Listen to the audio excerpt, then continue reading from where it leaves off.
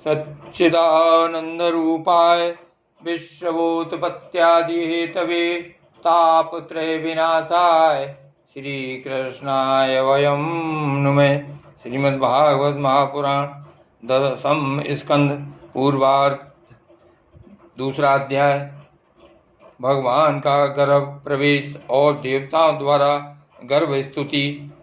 श्री सुखदेव जी कहते हैं, परीक्षित, कंस एक तो स्वयं बड़ा बली था और दूसरे मगध नरेश जरासंध की उसे बहुत बड़ी सहायता प्राप्त थी। तीसरे उसके साथी थे प्रलंबासुर, बकासुर, चाणूर, तृणावत, अघासुर, मुष्टिक, अरिष्टासुर, द्विविध, पूतना, केसी और धेनुक तथा बाणासुर और भौमासुर आदि बहुत से दैत्य राजा उसके सहायक थे। इनको साथ लेकर वह यदुवंशियों को नष्ट करने लगा। वे लोग भयभीत होकर कुरु, पांचाल, केकय, साल्व, विदर्भ, निषद, विदेह और कौशल आदि देशों में जा बसे। कुछ लोग ऊपर ऊपर से उसके मन के अनुसार काम करते हुए उसकी सेवा में लगे रहे। जब कंस ने एक एक करके देवकी के 6 बालक मार डाले, तब देवकी के 7वें गर्भ में भगवान के अंश स्वरूप श्री शेष जी, जिन्हें अनंत भी कहते हैं, पधारे। आनंद स्वरूप शेष जी के गर्भ में आने के कारण देवकी को स्वाभाविक ही हर्ष हुआ, परंतु कंस शायद इसे भी मार डाले, इस भय से उनका शोक भी बढ़ गया। विश्वात्मा भगवान ने देखा कि मुझे ही अपना स्वामी और सर्वस्व मानने वाले यदुवंशी कंस के द्वारा बहुत ही सताए जा रहे हैं, तब उन्होंने अपनी योग माया को यह आदेश दिया, देवी कल्याणी, तुम ब्रज में जाओ। वह प्रदेश ग्वालों और गौओं से शोभित है। वहाँ नंद बाबा के गोकुल में वसुदेव की पत्नी रोहिणी निवास करती हैं। उनकी और भी पत्नियां कंस से डरकर गुप्त स्थानों में रह रही हैं। इस समय मेरा वह अंश, जिसे शेष कहते हैं, देवकी के उदर में गर्भ रूप से स्थित है। उसे वहां से निकालकर तुम रोहिणी के पेट में रख दो। कल्याणी, अब मैं अपने समस्त ज्ञान, बल आदि अंशों के साथ देवकी का पुत्र बनूंगा और तुम नंद बाबा की पत्नी यशोदा के गर्भ से जन्म लेना। तुम लोगों को मुंह मांगे वरदान देने में समर्थ होगी। मनुष्य तुम्हें अपनी समस्त अभिलाषाओं को पूर्ण करने वाली जानकर धूप, दीप, नैवेद्य एवं अन्य प्रकार की सामग्रियों से तुम्हारी पूजा करेंगे। पृथ्वी में लोग तुम्हारे लिए बहुत से स्थान बनाएंगे और दुर्गा, भद्रकाली, विजया, वैष्णवी, कुमुदा, चंडिका, कृष्णा, माधवी, कन्या, माया, नारायणी, ईशानी, शारदा और अंबिका आदि बहुत से नामों से पुकारेंगे। देवकी के गर्भ में से खींचे जाने के कारण शेष जी को लोग संसार में संकर्षण कहेंगे। लोक रंजन करने के कारण राम कहेंगे और बलवानों में श्रेष्ठ होने के कारण बलभद्र भी कहेंगे।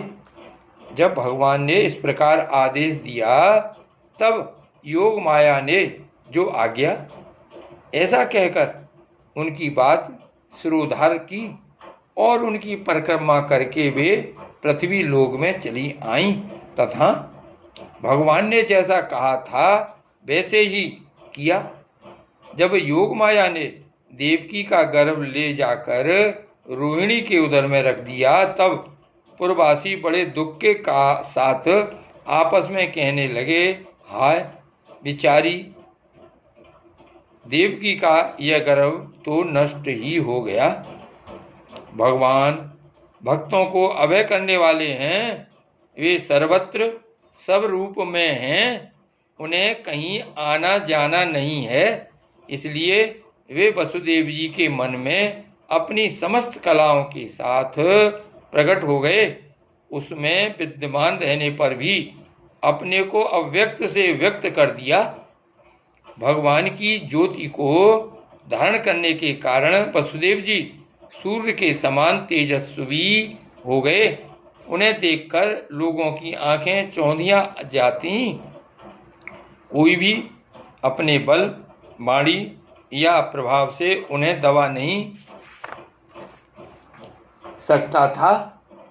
भगवान के उस ज्योतिर्मय अंश को, जो जगत का परम मंगल करने वाला है, वसुदेव जी के द्वारा आधान किए जाने पर देवकी ने ग्रहण किया। जैसे पूर्व दिशा चंद्रदेव को धारण करती है, वैसे ही शुद्ध सत्व से संपन्न देवकी ने विशुद्ध मन से सर्वात्मा एवं आत्म स्वरूप भगवान को धारण किया। भगवान सारे जगत के निवास स्थान हैं। देवकी उनका भी निवास स्थान बन गई, परंतु घड़े आदि के भीतर बंद किए हुए दीपक का और अपनी विद्या दूसरे को न देने वाले ज्ञान खल की श्रेष्ठ विद्या का प्रकाश जैसे चारों ओर नहीं फैलता, वैसे ही कंस के कारागार में बंद देवकी की भी उतनी शोभा नहीं हुई। देवकी के गर्भ में भगवान विराजमान हो गए थे। उसके मुख पर पवित्र मुस्कान थी और उसके शरीर की कांति से बंदी ग्रह जगमगाने लगा था। जब कंस ने उसे देखा तब वह मन ही मन कहने लगा, अब की बार मेरे प्राणों के ग्राहक विष्णु ने इसके गर्भ में अवश्य ही प्रवेश किया है, क्योंकि इसके पहले देवकी कभी ऐसी न थी। अब इस विषय में शीघ्र से शीघ्र मुझे क्या करना चाहिए? देवकी को मानना तो ठीक न होगा, क्योंकि वीर पुरुष स्वार्थवश अपने पराक्रम को कलंकित नहीं करते। एक तो यह स्त्री है, दूसरे बहन और तीसरे गर्भवती है। इसको मारने से तो तत्काल ही मेरी कीर्ति, लक्ष्मी और आयु नष्ट हो जाएगी। वह मनुष्य तो जीवित रहने पर भी मरा हुआ ही है, जो अत्यंत क्रूरता का व्यवहार करता है। उसकी मृत्यु के बाद लोग उसे गाली देते हैं। इतना ही नहीं, वह देहाभिमानियों के योग्य घोर नरक में भी अवश्य जाता है। यद्यपि कंस देवकी को मार सकता था, किंतु स्वयं ही वह इस अत्यंत क्रूरता के विचार से निवृत्त हो गया। अब भगवान के प्रति दृढ़ बैर का भाव मन में गांठकर उनके जन्म की प्रतीक्षा करने लगा। वह उठते, बैठते, खाते, पीते, सोते, जागते और चलते फिरते सर्वदा ही श्री कृष्ण के चिंतन में लगा रहता। जहाँ उसकी आंख पड़ती, जहाँ कुछ खड़का होता, वहीं उसे श्री कृष्ण दिख जाते। इस प्रकार उसे सारा जगत ही श्री कृष्णमय दिखने लगा। परीक्षित, भगवान शंकर और ब्रह्मा जी कंस के कैद खाने में आए। उनके साथ अपने अनुचरों के सहित समस्त देवता और नारदादि ऋषि भी थे। वे लोग सुमधुर वचनों से सबकी अभिलाषा पूर्ण करने वाले श्री हरि की इस प्रकार स्तुति करने लगे। प्रभु, आप सत्य संकल्प हैं। सत्य ही आपकी प्राप्ति का श्रेष्ठ साधन है। सृष्टि के पूर्व, प्रलय के पश्चात और संसार की स्थिति के समय इन असत्य अवस्थाओं में भी आप सत्य हैं। पृथ्वी, जल, तेज, वायु और आकाश, इन 5 दृश्यमान सत्यों के आप ही कारण हैं और उनमें अंतर्यामी रूप से विराजमान भी हैं। आप इस दृश्यमान जगत के परमार्थ स्वरूप हैं। आप ही मधुर वाणी और समदर्शन के प्रवर्तक हैं। भगवान, आप तो बस सत्य स्वरूप ही हैं। हम सब आपकी शरण में आए हैं। यह संसार क्या है, एक सनातन वृक्ष। इस वृक्ष का आश्रय है एक प्रकृति। इसके 2 फल हैं, सुख और दुख। 3 जड़ें हैं, सत्व रज और तम। 4 रस हैं, धर्म अर्थ काम और मोक्ष। इसके जानने के 5 प्रकार हैं, श्रोत्र, त्वचा, नेत्र, रसना और नासिका। इसके 6 स्वभाव हैं, पैदा होना, रहना, बढ़ना, बदलना, घटना और नष्ट हो जाना। इस वृक्ष की छाल हैं 7 धातुएं, रस, रुधिर, मांस, मेद, अस्थि, मंजा और शुक्र। 8 शाखाएं हैं, 5 महाभूत, मन, बुद्धि और अहंकार। इसमें मुख आदि 9 द्वार खोलर हैं, प्राण, अपान, व्यान, उदान, समान, नाग, कूर्म, कृकल, देवदत्त और धनंजय। ये 10 प्राण ही इसके 10 पत्ते हैं। इस संसार रूप वृक्ष पर 2 पक्षी हैं, जीव और ईश्वर। इस संसार रूप वृक्ष की उत्पत्ति के आधार एकमात्र आप ही हैं। आप में ही इसका प्रलय होता है और आपके ही अनुग्रह से इसकी रक्षा भी होती है। जिनका चित्त आपकी माया से आवृत हो रहा है, इस सत्य को समझने की शक्ति खो बैठा है, वे ही उत्पत्ति, स्थिति और प्रलय करने वाले ब्रह्मादि देवताओं को अनेक देखते हैं। तत्वज्ञानी पुरुष तो सबके रूप में केवल आपका ही दर्शन करते हैं। आप ज्ञान स्वरूप आत्मा हैं। चराचर जगत के कल्याण के लिए ही अनेकों रूप धारण करते हैं। आपके वे रूप विशुद्ध अप्राकृत सत्व में होते हैं और संत पुरुषों को बहुत सुख देते हैं। साथ ही दुष्टों को उनकी दुष्टता का दंड भी देते हैं। उनके लिए अमंगल में भी होते हैं।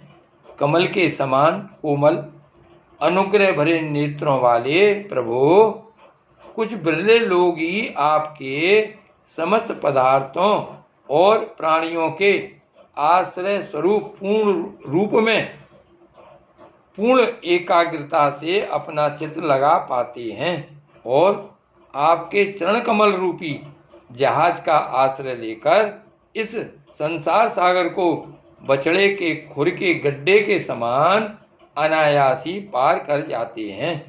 क्यों न हो, अब तक के संतों ने इसी जहाज से संसार सागर को पार जो किया है। परम प्रकाश स्वरूप परमात्मन आपके भक्तजन सारे जगत के निष्कपट प्रेमी सच्चे हितैषी होते हैं।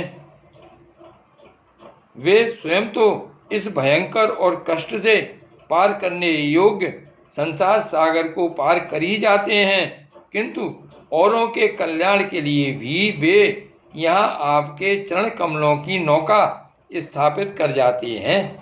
वास्तव में सत्पुरुषों पर आपकी महान कृपा है। उनके लिए आप अनुग्रह स्वरूप ही हैं। कमल नयन, जो लोग आपके चरण कमलों की शरण नहीं लेते तथा आपके प्रति भक्ति भाव से रहित होने के कारण जिनकी बुद्धि भी शुद्ध नहीं है, वे अपने को झूठ मूठ मुक्त मानते हैं। वास्तव में तो वे बद्ध ही हैं। वे यदि बड़ी तपस्या और साधना का कष्ट उठाकर किसी प्रकार ऊंचे से ऊंचा पद पर भी पहुंच जाएं, तो भी वहां से नीचे गिर जाते हैं। परंतु भगवान, जो आपके अपने निज जन हैं, जिन्होंने आपके चरणों में अपनी सच्ची प्रीति जोड़ रखी है, वे कभी उन ज्ञानाभिमानियों की गति अपने साधन मार्ग से गिरते नहीं।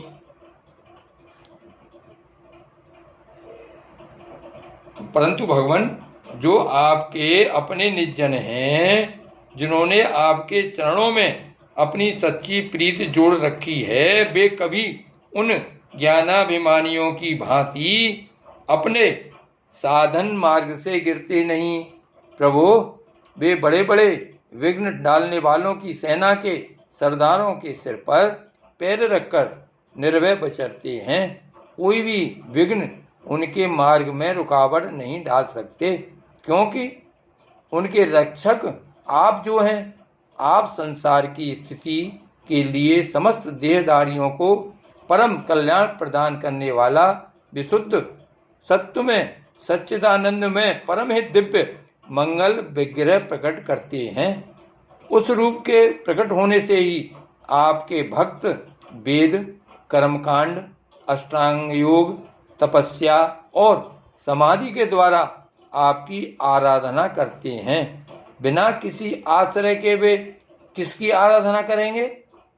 प्रभु, आप सबके विधाता हैं। यदि आपका यह विशुद्ध सत्य में निज स्वरूप न हो तो अज्ञान और उसके द्वारा होने वाले भेदभाव को नष्ट करने वाला अपरोक्ष ज्ञान ही किसी को न हो। जगत में दिखने वाले तीनों गुण आपके हैं और आपके द्वारा ही प्रकाशित होते हैं, यह सत्य है। परंतु इन गुणों की प्रकाशक वृत्तियों से आपके स्वरूप का केवल अनुमान ही होता है, वास्तविक स्वरूप का साक्षात्कार नहीं होता। आपके स्वरूप का साक्षात्कार तो आपके इस विशुद्ध सत्वमय स्वरूप की सेवा करने पर आपकी कृपा से ही होता है। भगवान, मन और वेदवाणी के द्वारा केवल आपके स्वरूप का अनुमान मात्र होता है, क्योंकि आप उनके द्वारा दृश्य नहीं, उनके साक्षी हैं। इसलिए आपके गुण, जन्म और कर्म आदि के द्वारा आपके नाम और रूप का निरूपण नहीं किया जा सकता। फिर भी प्रभु, आपके भक्तजन उपासना आदि क्रियाओं के द्वारा आपका साक्षात्कार तो करते ही हैं। जो पुरुष आपके मंगलमय नामों और रूपों का श्रवण, कीर्तन, स्मरण और ध्यान करता है और आपके चरण कमलों की सेवा में ही अपना चित्त लगाए रहता है, उसे फिर जन्म मृत्यु रूप संसार के चक्र में नहीं आना पड़ता। संपूर्ण दुखों के हरने वाले भगवान, आप सर्वेश्वर हैं। यह पृथ्वी तो आपका चरण कमल ही है। आपके अवतार से इसका भार दूर हो गया। धन्य है प्रभु, हमारे लिए यह बड़े सौभाग्य की बात है कि हम लोग आपके सुंदर सुंदर चिन्हों से युक्त चरण कमलों के द्वारा विभूषित पृथ्वी को देखेंगे और स्वर्गलोक को भी आपकी कृपा से कृतार्थ देखेंगे। प्रभु, आप अजन्मा हैं। यदि आपके जन्म के कारण के संबंध में हम कोई तर्क न करें तो यही कह सकते हैं कि यह आपका एक लीला विनोद है। ऐसा कहने का कारण यह है कि आप तो द्वैत के लेश से रहित सर्वाष्ठान स्वरूप हैं और इस जगत की उत्पत्ति, स्थिति तथा प्रलय अज्ञान के द्वारा आप में आरोपित हैं। प्रभु, आपने जैसे अनेकों बार मत्स्य, हैग्रीव, कच्छप, नरसिंह, वराह, हंस, राम, परशुराम और वामन अवतार धारण करके हम लोगों की और तीनों लोगों की रक्षा की है, वैसे ही आप इस बार भी पृथ्वी का भार हरण कीजिए। यदुनंदन, हम आपके चरणों में वंदना करते हैं। देवकी जी को संबोधित करके, माता जी, यह बड़े सौभाग्य की बात है कि आपकी कोख में हम सबका कल्याण करने के लिए स्वयं भगवान पुरुषोत्तम अपने ज्ञान, बल आदि अंशों के साथ पधारे हैं। अब आप कंस से तनिक भी मत डरिए, अब तो वह कुछ ही दिनों का मेहमान है। आपका पुत्र यदुवंश की रक्षा करेगा। श्री सुखदेव जी कहते हैं, परीक्षित, ब्रह्मादि देवताओं ने इस प्रकार भगवान की स्तुति की उनका रूप यह है, इस प्रकार निश्चित रूप से तो कहा नहीं जा सकता। सब अपनी अपनी मति के अनुसार उसका निरूपण करते हैं। इसके बाद ब्रह्मा और शंकर जी को आगे करके देवगण स्वर्ग में चले गए। श्री कृष्ण बलदेव की जय।